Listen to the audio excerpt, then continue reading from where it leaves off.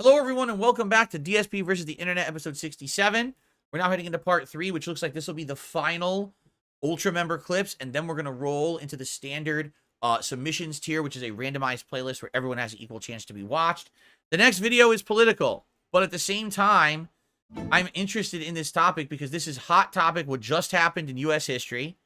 Former president indicted on multiple felony charges in New York City, and what I'm curious about is the actual ins and outs of the legal system and what happened, because I haven't followed this. Like, I don't actually know the real case.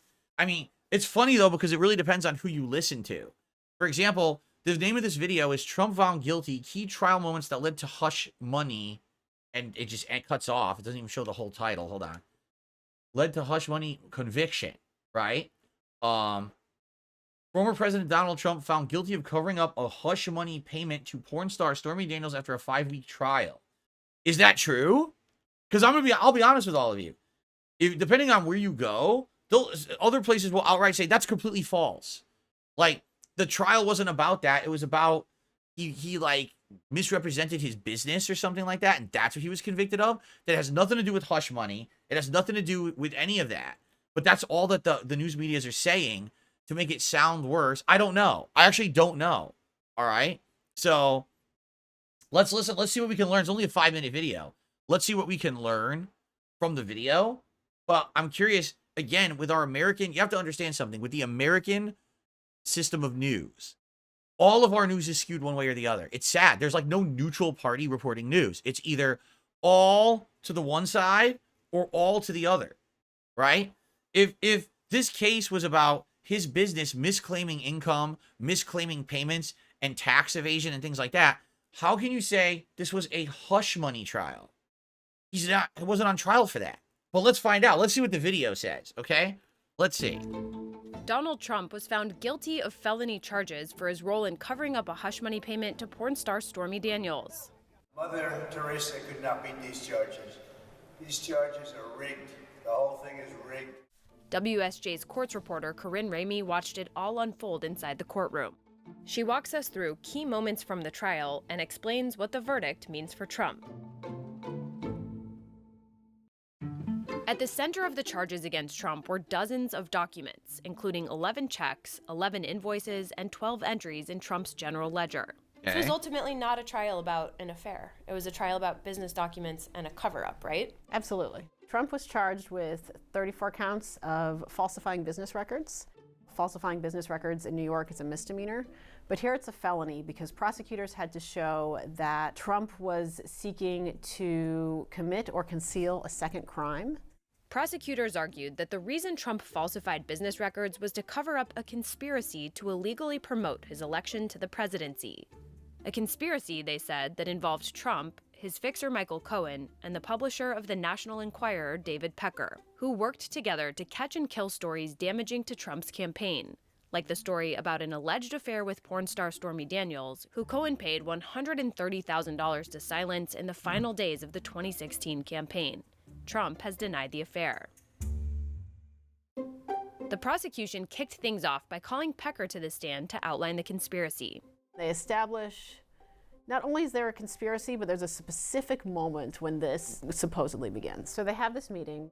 Then here we have Pecker talking about how he is Trump's eyes and ears. Then here we have sort of him defining the catch and kill scheme. He says, I'd notify Michael Cohen, and then he would be able to have them kill in another magazine or have them not be published, or somebody would have to purchase them.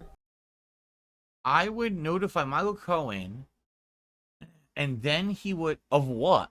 Then I said that anything that I hear in the marketplace, if I hear anything negative about yourself, if I hear anything about women selling stories, I would notify Michael Cohen, as I did over the last several years.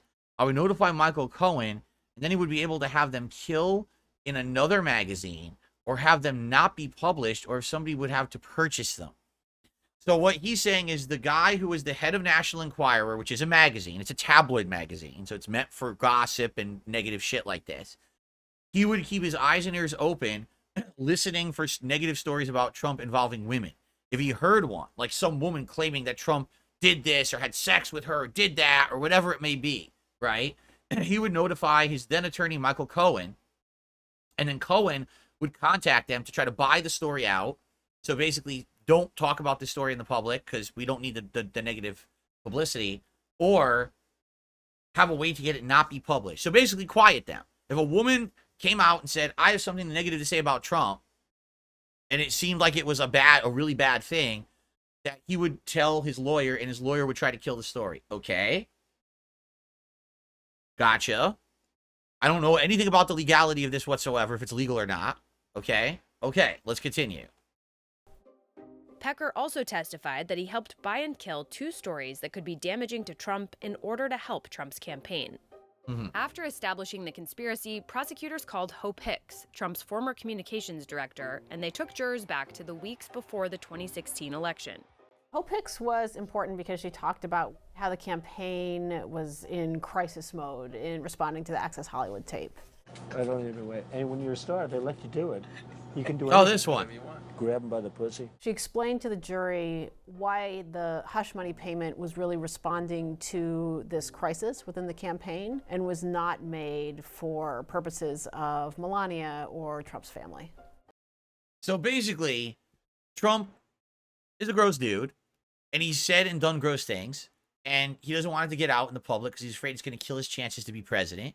And he's got people he's now paying to try to identify these stories and kill them before it hits the public. That tape from Access Hollywood, I remember when it hit the public, when they said, oh, that was just locker room talk, right? Oh, it's not real. That's locker room talk. Okay. All right. I'm going to give all my opinion on this after the fact. I just want to absorb all the information first. This is the first I'm hearing of the legality and all of it. So let's continue. Then the prosecution called porn star Stormy Daniels. Were you expecting Stormy Daniels to take the stand? This was a real unknown going into the trial. We didn't know if Stormy would take the stand. In some ways, she's tangential to the case. Her testimony absolutely mattered. What didn't matter was whether that 2006 alleged sexual encounter happened. Like, it doesn't matter if Trump and Stormy had sex. What matters is that Stormy was trying to sell her story. And I think when she was on the stand, jurors saw what that story looked like. Throughout the trial, the jury also heard about Trump as a businessman, from former staffers and also from books he wrote. He writes, as I said before, I always sign my checks so I know where my money's going. That helped establish a pattern to show that Trump was a micromanager of his business dealings. Finally, the prosecution called its star witness. Michael Cohen is an extremely flawed witness. How did the prosecution set him up so that he was ultimately believable to the jury? Well, before Michael Cohen even walked in that room, I think those jurors felt like they already had met Michael Cohen. And they had established, before he even got on the stand. By the way, we're 4 minutes in to this video. They haven't explained what Donald Trump has done illegally yet. You notice that? Have they even stated a crime yet? I'm waiting. There's only 2 minutes left in the video. When are they going to explain the crime? Okay, let's continue. Why all of what Cohen said made sense, corroborated much of it with other witnesses, that the jurors essentially didn't need to take any kind of leap of faith to believe Cohen, or in the instances when nobody else could speak to what Cohen could speak to, they were set up to believe him. So let's look at what some of Cohen actually said in court. First, he said Trump directed the hush money payment to begin with, right? He did, and he said Trump said to him, just do it. And then there's testimony about Cohen trying to get his money back. Yes, and Trump's sitting right there, and the prosecutor says, what did Trump do, or something to that effect? And Cohen says he approved it. And that's really important because it goes to the heart of Trump having a role in the creation of those false documents. Ultimately, the jury found that Trump falsified business documents to pay Cohen back for his $130,000 payment to Stormy Daniels. So the crime was Trump falsified business documents to pay back his attorney, Michael Cohen, for the hush money payment. Michael Cohen had fronted the money, and somehow Donald Trump broke the law in a way to get him his money back. Okay. That's the crime. So the real story here, Trump found guilty, key trial moments that led to him being indicted of falsifying some business documents. That's the story. The story is not a hush money payment to a porn star. right? The story is he somehow falsified business documents. What documents? Will we find out? They have a minute left to tell us what the crime actually is. I'm still waiting. I want to see where are the falsified documents. What crime did he commit? Let's continue. Disguising the reimbursement payments as money for a legal retainer. Okay. So, finally, his crime is that he paid back Michael Cohen, saying he was retaining him as his attorney. This is a payment as a retainer for your services as an attorney. It wasn't. Michael Cohen had fronted a payment to this guy from National Enquirer, and now Trump was paying him back, and he lied in what the payment was. Likely, how much you want to bet? Tax write-off, right? Okay. Why didn't Trump testify? Defense attorneys typically advise their clients not to testify. It's really, really risky. It's a little bit of a Hail Mary move. And if Trump had gotten on that stand, prosecutors could have asked him about all kinds of things. The verdict made Trump the first former U.S. president ever convicted of a crime. Next, Trump will be sentenced by Justice Juan Merchan. What are the possibilities when it comes to sentencing?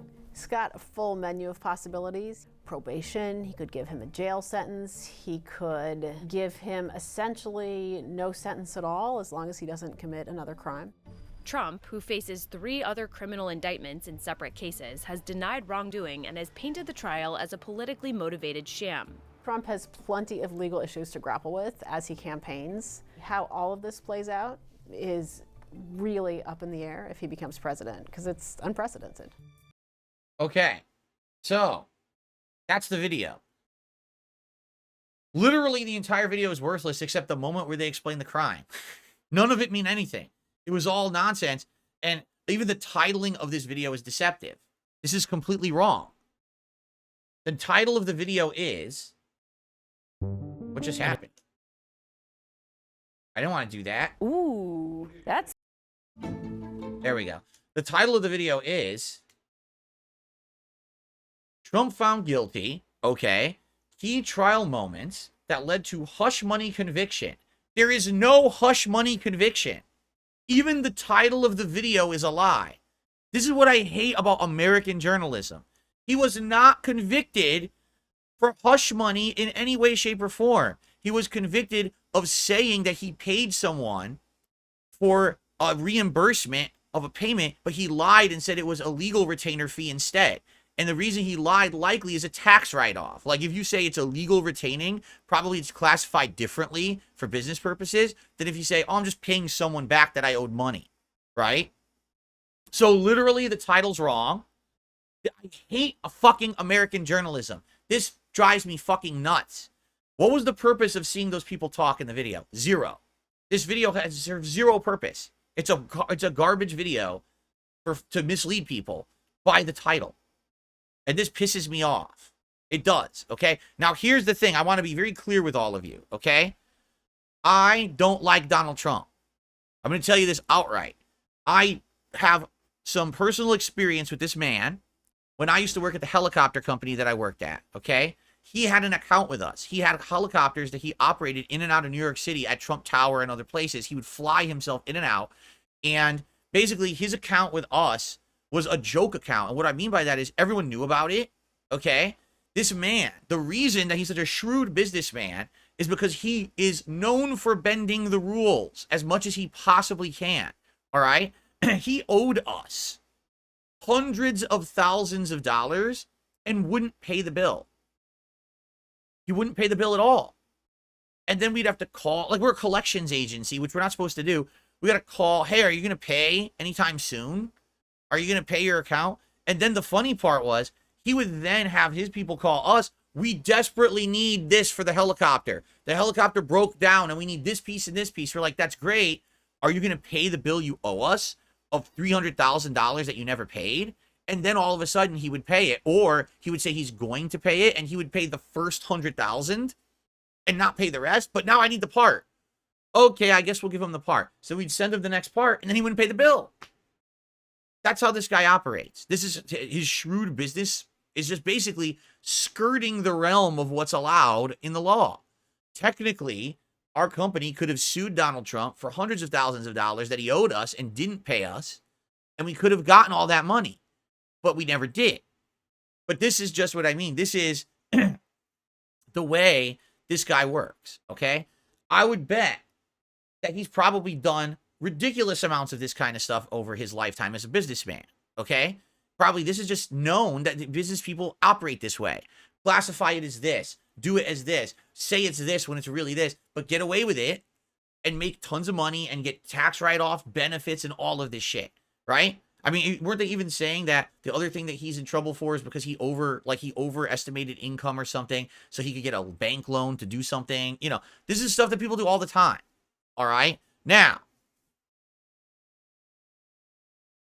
the thing about this whole Trump trial and situation, all right, is very simple. And, you know, if you live in the United States and you pay attention to stuff going on around you, you're aware of this. A lot of people aren't. They're just ignorant. They go through life ignorant, all right? Here's the truth. In the United States, we very much have what's called a upper ruling class. Upper 1%, all right? They have the vast majority of power and wealth in our country, okay? Most of them are involved in either owning or operating businesses, corporations, our government, stuff like that, okay? These people, I hate to say it, are not very good people. All right. The reason that they stay in power and have all the money and control is because they literally step on everyone else to get there. And then they do everything they possibly can to keep the people down. The thing is, unlike other countries like Dubai, where, oh, we're the upper ruling class and we have rules against everything, laws against everything, and you'll see us mistreating the people. Here in the United States, what they prefer to do is they like to keep you complacent through certain means, such as the internet, or television, or let's make sure that everyone can have a cell phone in their house and stuff like that. So what they're trying to do is make you ignorant to what's really going on by making you complacent, okay? In truth, our democracy should work differently than it does. In our democracy, the only way that people can get elected is if they're rich. I'm going to repeat that. In our democracy that we have in the United States, you can only be elected to a prominent political position if you are rich. You might say, I don't get that. Well, why is that? Because you need to have a backing to finance a campaign. How do you get the backing? Know rich people. Who knows rich people? Other rich people. Get it? So unless you're already in that upper echelon of society, you have zero chance of ever being elected to a prominent position of power in any government in our country. Okay? So these people already are in control and they keep that system going. In the case of Donald Trump, he's just another one. Now, he's a little different because he's outspoken. He's very brusque with the way that he talks. He literally, you know, screams at people and gets angry. These are things that typically politicians don't do. So when he got elected and the way he behaved, a lot of people were like, holy shit, like that's the president of the US. They couldn't believe it. He's a little different. A lot of these other people are consummate professionals. They're used to speaking in a certain way, a double talk, a smooth talk, a charismatic talk. This calms the people. It stops people from becoming rabble-rousers, right? Trump's the opposite. He's like a populist. He actually gets rabble-rousing going with the way that he talks, okay? Now, the truth of the matter is, he just went to trial for, okay? Is it a crime? Yeah. He apparently, from the evidence that was analyzed in this trial, from what you're led to believe here, he lied. He said that he made a payment that was a retainer fee for an attorney. It wasn't. He was paying the attorney back for a payment that attorney had made to someone else. And so he misclassified 34 documents or something like that to say that they were payments that they weren't so that he could get a benefit from it. What was the benefit? I assume it's like a tax write-off or something like that. Who knows? Maybe he saved some money on his taxes or whatever it may be. But that's the crime, okay? Here's the truth. In our upper echelon of 1%ers who control this country, this shit is like the third thing they do every Tuesday. And that's just, you know what I'm saying? Like, they wake up and they do something wrong and they do something wrong and they do something wrong. And it's all fine because they're the upper echelon of our country. They're protected from this. They all do this shit constantly. This is not, oh, Trump was the one who finally got caught. Oh, but no. The thing is, this upper class protect themselves from ever being prosecuted because they control everything. They control the government. They control the courts. They control everything. So they make it so that they're insulated from this, so that they never, ever will be held accountable for their crimes, okay? If you take a look at these people in power, these politicians and everything, they've all done shit like this. Every one of them. None of them are innocent.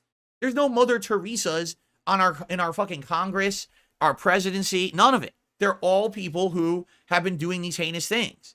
That's how they got into positions of power to begin with, right? How is it that the 1% who have the most money pay less tax than everyone under them? Because because of this. Literally because of this. Okay? So you might say, in the case of this Donald Trump trial, is Donald Trump a criminal? Yes, he is. He committed a crime. But the question is it actually fair, or is this a targeted assault? And I think the answer is very simple. It absolutely is a targeted assault. What's happened is you have one group of the 1% who really don't like this man. He was president. They don't like what he did with the country. They feel like they went completely the wrong direction. And they feel that if this guy gets into power again as president, that he's going to really ruin things for the left, the Democratic Party, that he could irrevocably change things in this country. And they're very afraid that he will get in again, okay? So they are persecuting him. Now, does it make it okay or right that he broke the law? No, it does not. He's a scumbag. He's a criminal. I know it for a fact from the way that we had a relationship with this guy in the company that I worked for. He's not a good person, okay? He's not. He might be an awful president too. But this trial, 100% was politically motivated. The timing, the way it went down. There are so many people in that upper 1%, the same level or higher as Trump, who have done worse things, who never get prosecuted whatsoever for them because they're in with the crowd. We're in the in crowd. We're all protected. We look out for each other. Don't worry. That DA will never go after you for anything like that, right? But Trump now is a target because they are so afraid that if he gets elected again, that's going to change everything for the Democratic Party. And here's the thing, again, I want you guys to understand something. I'm not a Democrat and I'm not a Republican. I see good and bad on both sides. In this case, I see our country literally going to war against each other in ways that I've never seen before. I've never seen the upper class go after the upper class like this, because to them it's always kind of been basically protect. Even though we understand that we don't agree, we got to at least protect each other, because man, God forbid that the system breaks apart. Because for example, what if, for example, Republicans come in power and now they go after the Democrats in court and say, guess what, we got evidence you did this and this and this and this and this. Same thing could happen to them. I guarantee you right now, I absolutely positively guarantee you, President Joe Biden, the same exact thing could happen to him right now. Not the same exact crime, but they could look at his record, they could find shit that he's done, and they could bring him to trial for it and say, you did this, you did. You're like, wait, it's insignificant. Who cares? It was a stupid document that he said was one thing, a payment was one thing, and it's something else. It's not a big deal. But they think it is, because they think now he's a criminal, he's a felon. Will this mean that this disqualifies him from running for president, right? You know, they're trying every possible thing. It's pretty insane how much they're trying to stop Trump from being elected. It's crazy. Because again, I mean, the news reports it one way or the other. Either the news says Trump was innocent, these charges were fake, and therefore this is a witch hunt to stop him from being elected, or they say he's a horrendous, person, sexual, awful encounters that he pays for, he's the devil, and that's why he was convicted. Literally, both sides have lied to you. Both of those are wrong. Donald Trump did commit crimes. The point here is no one gets prosecuted for those crimes who's rich, except in this case, because they're trying to stop him from being elected. Everyone in our government could easily be prosecuted for the heinous things they've done, and they all get off and get completely ignored by any attorney. No one goes after them. Only Trump has become a target like this now. So now, what's going to happen in the future? I mean, seriously, because again, as I like to say, the pendulum swings both ways in our American government. Sometimes it's left, sometimes it's right, sometimes it's somewhere in the middle. At some point, the pendulum's going to swing the other way. Does this now mean that everyone's going to go after the Democrats now too in court and say, oh, look at all the heinous things you've done over the years, right? Because it could happen. I mean, this is insane. And the funny part is all of us, all normal citizens, sit on the outside of it as like a peanut gallery. We're eating our popcorn, right? But these are the people who are going to run our country. You realize that, right?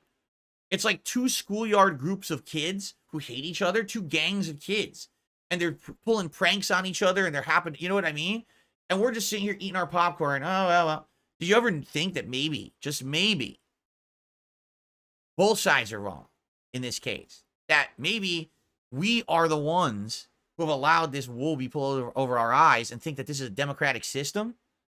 When in reality, what it is just one class that controls everything, and now they're at each other's throats. And now it's finally getting exposed, right? Because now we're actually seeing this unfold in a public arena for the first time. Like I said, all these crimes and things have always been swept under the rug. No one talked about it. No one came after these people.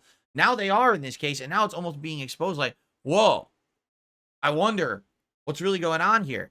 But again, how do you get the truth out of the news media when on one side, Trump is innocent? He's just a martyr because the Democrats don't want a Republican president. He never did anything wrong. On the other side, he's the devil doing heinous sexual things and awful. And the truth is, neither of those are right. The two media groups that we have reporting are both lying.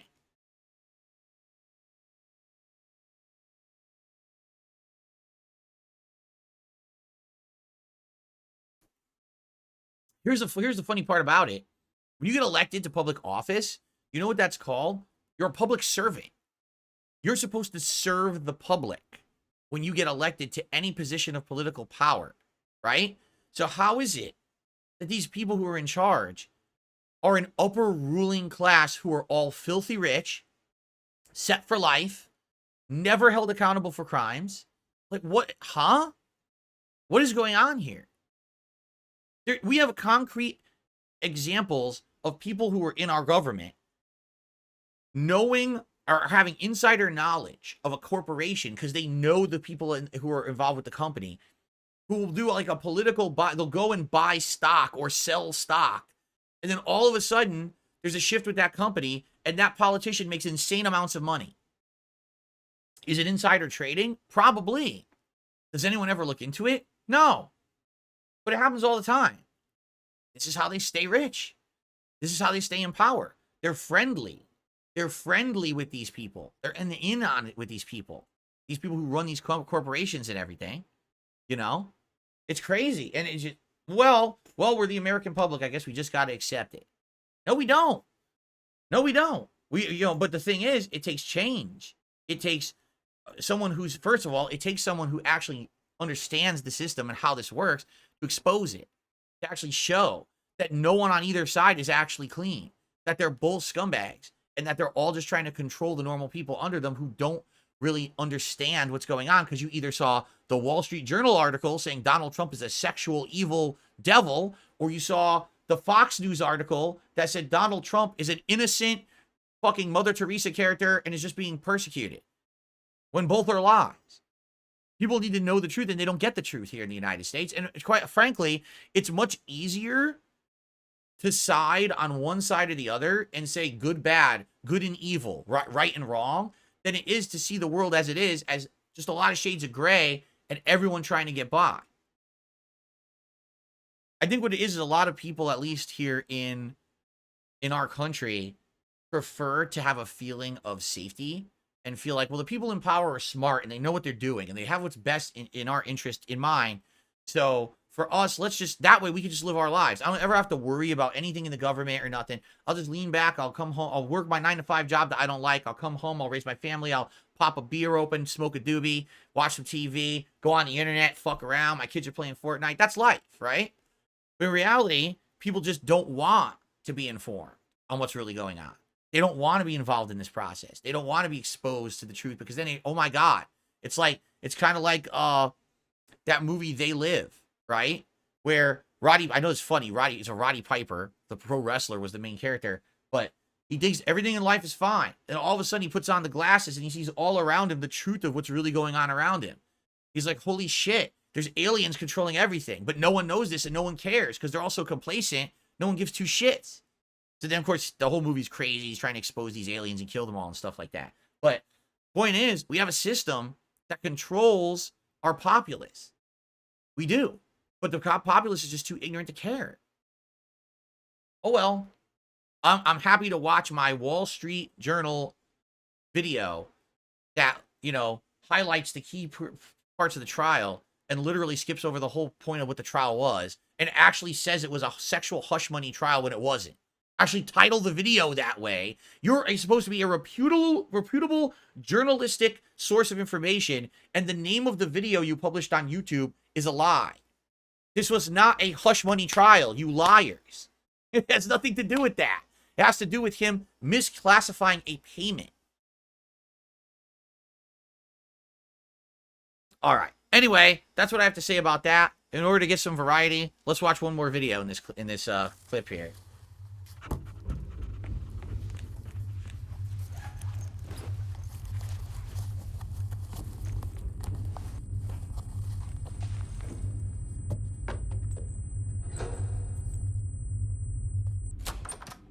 What just happened? Steadfast Stanley?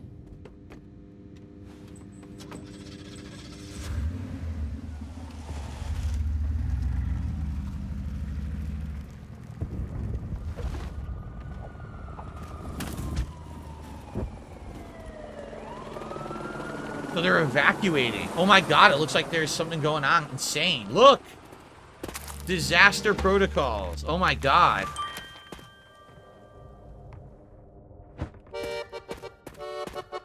Oh no, it's a zombie. Oh my god.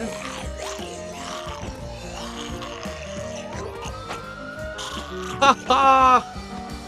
Holy crap. Well, this is interesting.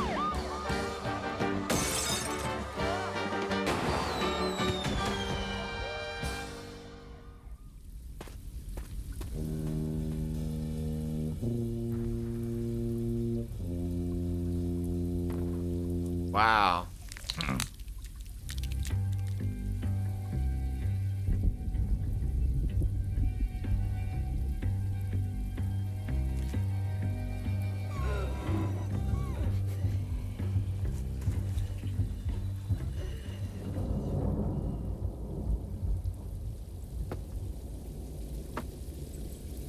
Is that her? Was that the mother? I think that was the mother. Yep, and there's the kid. So the mother turned into a zombie. Damn. This is a dark animation. Holy shit.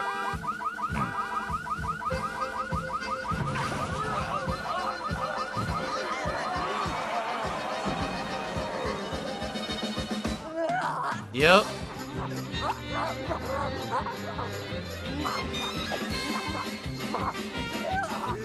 Oh my god. This is crazy.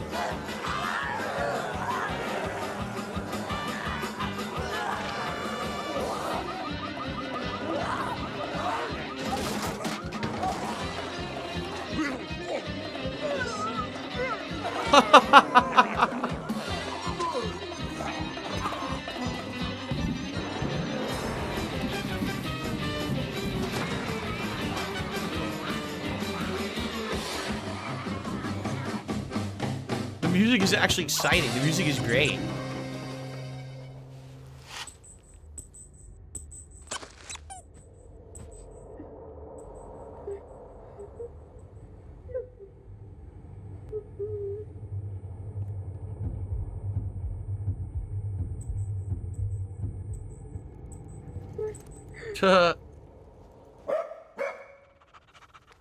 Stanley!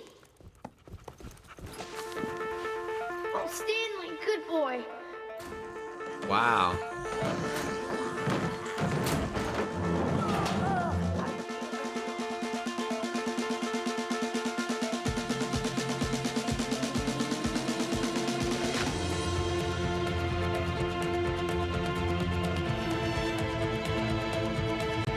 Haha.